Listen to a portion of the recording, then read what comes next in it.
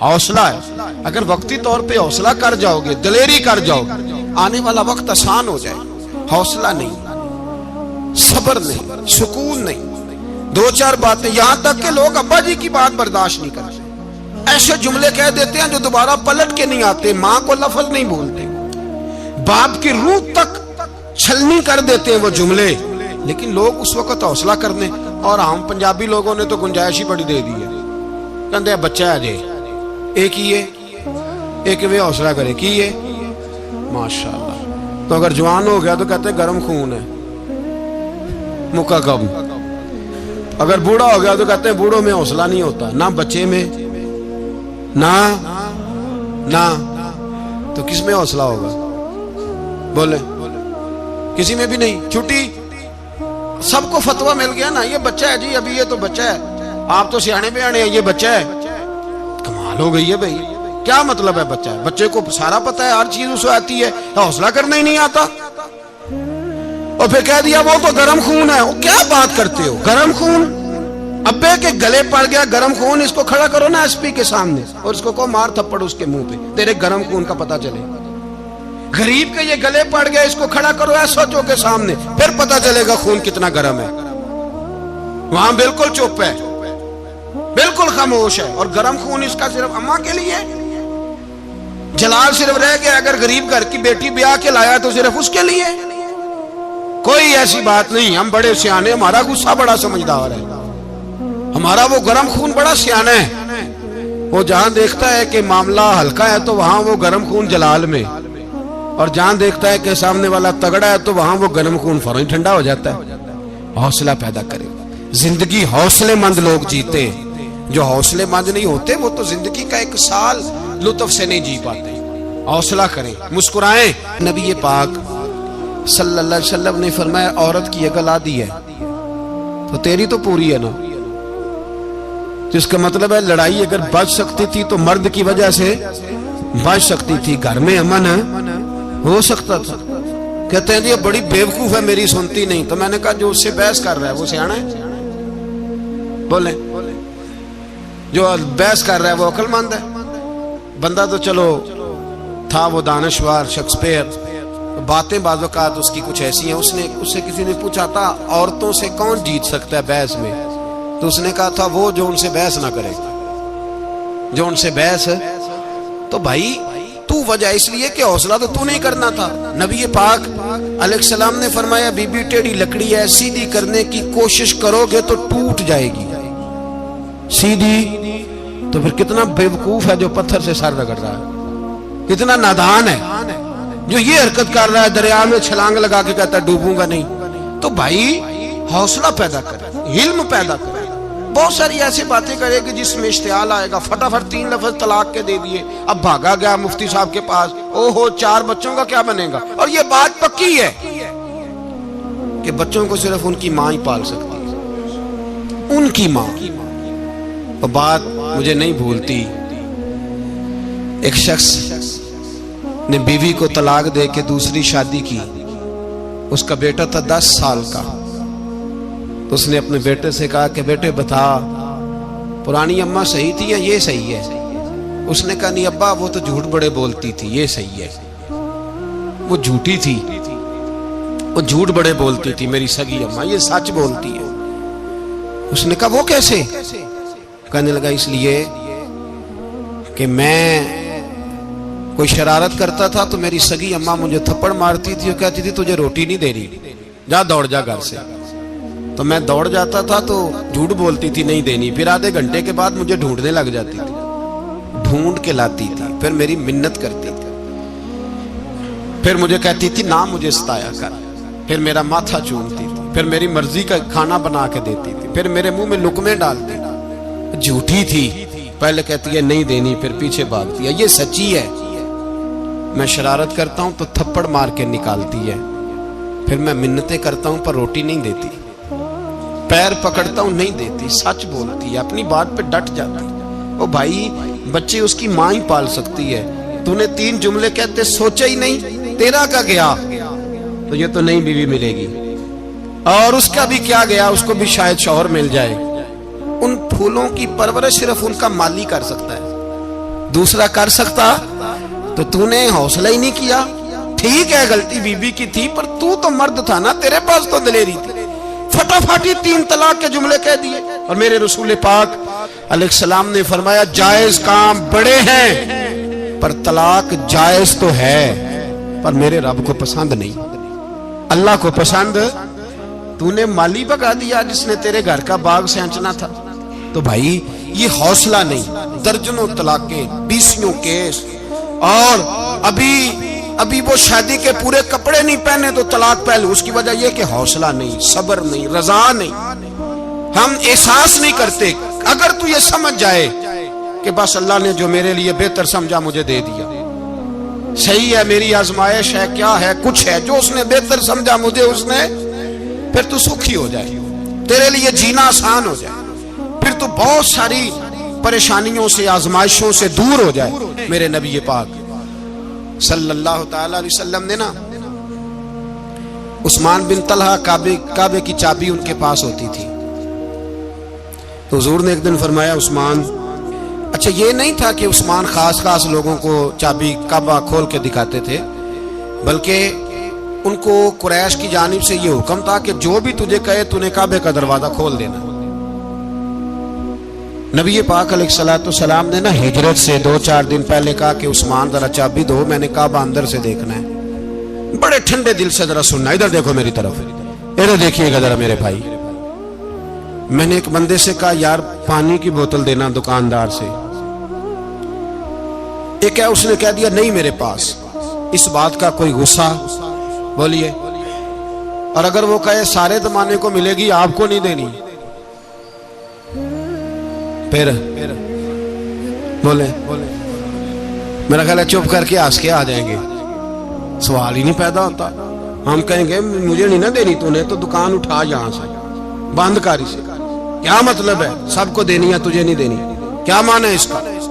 لے کے جاؤں گا, جھگڑا ہوگا, بحث کریں گے. عثمان بن طلحہ سے حضور نے فرمایا دروازہ کھولو, کعبہ دیکھنا ہے. عثمان کہنے لگا میں ساری دنیا کو دکھاؤں گا, آپ کو نہیں دکھاؤں گا. کتنی سخت بات ہے, پر قربان جائیں رسول اللہ کے حوصلے پہ صلی اللہ علیہ. عثمان کہتے ہیں میں نے یہ بات کی تو نبی پاک مسکرانے لگے, اور میں اچھا نہیں دینی. تو حضور نے نا مسکرا کے اور میری کمر پہ تھپکی دی, فرمایا اچھا یاد رکھنا یہ چابی میں تجھ سے لے لوں گا, اور جس کو میرا دل کرے گا میں اس کو دوں گا. عثمان کہتے ہیں روز رات کو نبی پاک کے یہ جملے میرے کانوں میں گونجتے تھے کہ حضور نے فرمایا. کہتے ہیں جس دن پتا چلا نا نبی پاک 10,000 کا لشکر لے کے آ رہے ہیں, تو ابو سفیان میٹنگیں کر رہے تھے, مکے کے سارے سردار تیاری کر رہے تھے, اور میرے کانوں میں ایک ہی لفظ تھا کہ حضور نے فرمایا میں چابی لے لوں گا, پھر جس کو میں چاہوں گا اسے دوں گا. عثمان کہتے ہیں حد ہو گئی, وقت گزر گیا, حضور آ گئے, طواف فرمایا, اور طواف کے بعد میرے نبی پاک علیہ السلام نے فرمایا بلاؤ نا ذرا عثمان کو. عثمان کہتے ہیں میں چابی لے کے آیا تو دوسرا جملہ کوئی نہیں. ساڑھے نا کوئی بندہ مشورہ دے وہ دی نہ منیے, تے جے کام مونج ہو جائے نا جو نے مشورہ دیتا سی تے وہ نال ہی غوث پاک بن جاتا ہے. تینوں آکھیا سی نا فوراً ہی داتا علی اجمیری ہو جاتا ہے. وہ کہندے تینوں پتہ نہیں میں کڈا ولی اللہ, تینوں میں آکھیا سی نا انج نہ کر, اور بندہ پریشان ہوتا ہے, کام الٹ ہو گیا, اور لاگوں آکھی جاندا ویکھو جی میں تے تانوں پہلوں ہی آکھیا سی. جی عجیب بات ہے, شیخ چلی کی طرح پیچھے پڑ جائے گا, میں نے تو پہلے ہی کہا تھا. او بس کر یار, اب تو خواجہ معین الدین اجمیری ہو گیا, بس کرو. مشورہ ہی ہوتا ہے, کسی کا مل جاتا ہے اور کسی کا نہیں لیا جاتا. فوری طور پہ بندہ اٹھ کے نہ تو ولایت کی 4تھی سیڑھی پہ چڑھ جائے گا, کہے گا میں تو ابدال وقت ہوں, میں کتب دورہ ہوں, میں نے تجھے کہا نہیں تو. اب بس کر یار, کئی دفعہ مشورے صحیح ہوتے ہیں, کئی دفعہ صحیح. بولیے نبی پاک صلی اللہ علیہ وسلم کی احد کے دن خواہش یہ تھی کہ اندر رہ کے لڑنا ہے. جوان صحابہ نے کہا باہر جا کے لڑائی کرنی ہے. حضور نے باہر جا کے جنگ کی, بظاہر مسلمانوں کو شکست ہوئی. حضور نے ایک دفعہ نہیں کہا کہ میں نے تمہیں کہا نہیں تھا اندر رہنا ہے, بس ہو گیا جو ہو گیا. اب اس میں فٹافٹ اگلے کو حوصلہ دو, کوئی حرج نہیں یار. نبی پاک سب بولیے صلی اللہ علیہ وسلم, میرے حبیب پاک علیہ الصلوۃ والسلام نے نا کہا عثمان کو بلاؤ. عثمان آئے تو عثمان کہتے ہیں میں نے چابی دی تو میں تیار تھا, میں تیار تھا کہ اب میری بات ہوگی اور رسوائی ہوگی. لیکن کہتے ہیں قربان جائیں مصطفیٰ نے تو یہ جملہ بھی نہیں کہا کہ میں نے تجھے کہا نہیں تھا, یہ بھی نہیں کہا. حضور نے چابی لی, کعبے کے بت صاف کیے, نماز پڑھی, واپس آئے. فرمایا عثمان میرا وعدہ تھا تیرے ساتھ کہ جس کو میں چاہوں گا چابی دوں گا, یہ لو چابی میں تجھے ہی دینا چاہتا ہوں, لے لو رکھ لو. عثمان کہتے ہیں وہ چابی نہیں میرے طرف آ رہی تھی, میری طرف ایمان آ رہا تھا. وہ چابی نہیں آ رہی, ایمان آ رہا تھا میری جانب. کہتے ہیں میرے ہاتھوں میں چابی آئی اور میری زبان پہ کلمہ توحید جاری ہو گئی. بھائی تدبر, حوصلہ, صبر, رضا. ہمیں تو ٹائم بھی نہیں گزارنا آتا. گھر کا ماحول, گھر کے اندر رہ کے لوگ دکھی ہیں, اس لیے کہ ہماری طبیعتوں میں حوصلہ نہیں. ایک منٹ کے لیے نہیں, ایک سیکنڈ کے لیے بھی ہم یہ برداشت نہیں کرتے کہ چلو تھوڑا انتظار کریں, وقت کو دیکھیں, موقع کو دیکھیں. میرے نبی پاک علیہ الصلوۃ والسلام پہ اتنی مصیبتیں آئیں کہ پہاڑ پہ آتی تو وہ ریزہ ریزہ ہو جاتے, لیکن کسی مقام پر بھی حضور علیہ الصلوۃ والسلام شکوہ کرتے نظر نہیں آتے.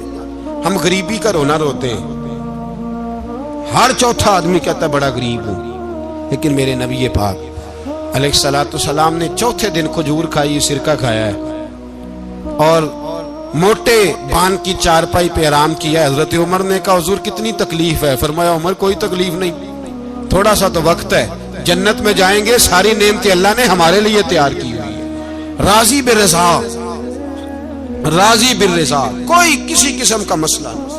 ہمیں آزمائشیں آتی ہیں, تکلیفیں آتی ہیں, بیماریاں آتی ہیں, لوگ چھوٹی چھوٹی بات پر پریشان ہو جاتے ہیں, ذرا ذرا سی بات پر شکوہ کرتے ہیں. میرے رسول پاک علیہ السلام نے فرمایا جب میرا رب کسی کو بیمار کرتا ہے تو 2 فرشتوں کو بھیجتا ہے, جاؤ میرے بندے کی تیمارداری کر کے آؤ. اللہ اکبر, خود رب بھیجتا ہے, جاؤ میرے بندے کی. تو مجھے بتائیے جب اللہ بھیجے تو پھر تندرست خوش نصیب ہوا کہ بیمار؟ جی تندرست پھر خوش نصیب کون ہوا؟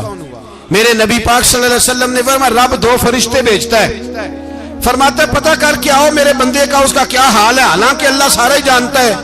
فرشتے آتے ہیں, واپس جاتے ہیں, رب کریم پوچھتے ہیں بتاؤ میرا بندہ کیا کہتا تھا؟ اللہ تجھے سارا ہی پتہ ہے, پر ہم سے پوچھتے تو بتا دیتے ہیں. وہ یہ کہتا تھا کہ میں اپنی رب کی رضا پہ بڑا ہی راضی ہوں. وہ تیری حمد کر رہا تھا, تیری تعریف کر رہا تھا, تیرا شکر کر رہا تھا, تیرے لیے کلمات حمد بیان کر رہا تھا. تو میرے نبی پاک علیہ السلام فرماتے ہیں, اللہ فرشتوں سے فرماتا ہے سنو پھر اگر میں اپنے بندے کو اس بیماری میں شفا دوں گا تو اس تندرستی سے زیادہ اچھی تندرستی دوں گا جو پہلے اسے عطا کی ہوئی تھی, پہلے سے اچھی صحت دوں گا. اور اگر اسے اس بیماری میں موت دوں گا تو پھر مرتے ہی اس کے لیے میں جنت کا فیصلہ فرما دوں گا. بھائی جب تو راضی بالرضا رہتا ہے, راضی بالرضا, بڑی سادی سی بات ہے بھائی. آپ گھر گئے روٹی مانگی تو اگر کسی نے کہا نا کہ اتنی تھکاوٹ ہے ٹائم پہ آیا کرے اس وقت, تو روٹی تو وہ بھی مل گئی پر اس میں لذت, وہ سکون نہیں, وہ سکون نہیں. میری اماں جی سالن پکا کے رکھ لیتی تھی تو روٹی جب بھی کوئی مانگتا تھا تو تازی بنا کے دیتی تھی, ان کی طبیعت تھی. تو میں اکثر ان سے کہتا کہ اماں جی پکا کے رکھ دیا کرو. کہتے تمہیں خوشی نہیں ہوتی جب تمہاری اماں تازی پکا کے دیتی ہے؟ خوشی ہوتی ہے, طبیعت میں خوشی ہوتی ہے. ان کا مزاج تھا, ذوق تھا, تو ہم سمجھتے تھے یار یہ بڑی سعادت کی بات. تو آپ گھر گئے رات کو تو گھر والوں سے کہا روٹی, تو فوراً اٹھے فوراً, اور انہوں نے کھانا تازہ بنایا اور ساتھ یہ بھی کہا باہر سے نہ کھایا کرے بندہ بیمار ہو جاتا ہے. کتنی ٹھنڈک پہنچتی ہے آدمی کے دل کو, سکون ملتا. تو بھائی بیماری تو آپ نے کاٹ لی, لیکن ساتھ کہو ہو بڑا بیمار ہوں, میں نے تو اتنے گناہ بھی نہیں کیے, ظلم بھی نہیں کیا, کچھ بھی. اب بیماری تب بھی کٹ گئی, پر بڑی آزمائش. مریض ڈاکٹر کے گلے پڑ رہا, اس کے لواحقین جھگڑے کر رہے, بیماری وہ بھی کٹ گئی. اور ایک بیمار وہ ہے جو چارپائی پلیٹا ہے اور کہتا ہے جس طرح میرا اللہ راضی اسی طرح میں بھی راضی. تو بیماری اس کی بھی کٹ گئی. حضرت یونس علی نبینا علیہ الصلوۃ والسلام نے ایک دن حضرت جبریل امین ملنے آئے تو جناب یونس علیہ السلام کہنے لگے اے جبریل, اللہ کے نیک بندوں میں جو اللہ کو اس وقت سب سے زیادہ پسند ہے نبیوں کے بعد, توجہ کرنا بات پر، جو سب سے زیادہ اللہ کو پسند ہے نبیوں کے بعد ولیوں میں، اور سب سے زیادہ اللہ جس کو اللہ کی بارگاہ میں عبادت گزار لکھا جاتا ہے، میری اس بندے سے ملاقات کراؤ۔ تو حضرت جبریل نے جناب یونس علیہ السلام کو ساتھ لیا تو ایک شخص کے پاس پہنچے جو آنکھوں سے اندھا تھا، دونوں ہاتھ اس کے سلامت نہیں تھے اور پورے جسم میں پیپ جاری تھی، ریشہ تھا۔ جب جا کے السلام علیکم کہا نا حضرت یونس نے، اس نے وعلیکم السلام کے بعد پہلا لفظ پتہ کیا کہا؟ اس نے کہا یا اللہ تیرا شکر ہے، یا اللہ تیرا، آپ بھی ادا کریں اللہ کا شکر، یا اللہ تیرا، اللہ تیرا شکر ہے۔ تو حضرت یونس علیہ السلام کہنے لگے تو شروع سے اس طرح کا ہے، نابینا بھی اور ہاتھوں سے معذور بھی اور سارا جسم شروع سے؟ تو بڑے ہی خوبصورت لفظ اس بیمار نے کہے، کہنے لگے نہیں حضور میں بالکل ٹھیک ٹھاک تھا، جب تک میرے رب نے چاہا کہ یہ دنیا کو دیکھے تو تب تک اس نے مجھے آنکھیں دی، اور جب اس نے چاہا کہ اب اس کا دیکھنا بہتر نہیں تو اس نے واپس لے لی۔ تو یا اللہ تیرا شکر ہے، اللہ تیرا شکر ہے۔ پھر کہا جب تک اس نے چاہا کہ میرے ہاتھ رہے تب تک رہے، جب اس نے چاہا کہ میرے لیے بہتر نہیں تو اس نے لے لیے، تو یا اللہ تیرا شکر ہے۔ جب تک اس نے چاہا کہ میرا جسم صحیح و سلامت رہے تو رہا، اور جب اس نے چاہا کہ میرے لیے بہتر نہیں تو مجھے بیمار کر دیا، تو یا اللہ تیرا شکر ہے۔ تو حضرت یونس علیہ السلام کہنے لگے جبریل واقعی یہ اللہ کا سب سے زیادہ شکر گزار بندہ ہے، سب سے زیادہ عبادت گزار بندہ ہے، سب سے زیادہ۔ میرے نبی پاک علیہ السلام نے فرمایا میرا مومن ہر حال میں نفع میں ہے، نعمت ملے تو شکر کر کے نفع، مصیبت آئے تو صبر کر کے نفع، اپنی زندگی میں تحمل، بردباری، علم پیدا کرے، حوصلہ پیدا کرے۔ ہر آنے جانے والے شخص کے مزاج کے مطابق اسے نہ ملے، اپنا مزاج صحیح رکھے، اپنی طبیعت کے مطابق اپنے ماحول کو برقرار رکھیں۔ علم کے ساتھ گزارا کرو گے تو رشتہ داروں سے بھی بنی رہے گی، دوستوں سے بھی بنی رہے گی، ہر ایک سے تعلق رہے گا۔ اور اگر آپ کے اندر یہ حوصلہ نہیں تو پھر سارے معاملات پریشانی کا شکار ہو جائیں گے۔ اللہ ہمیں سمجھنے کی توفیق عطا فرمائے۔ آخر دعوانا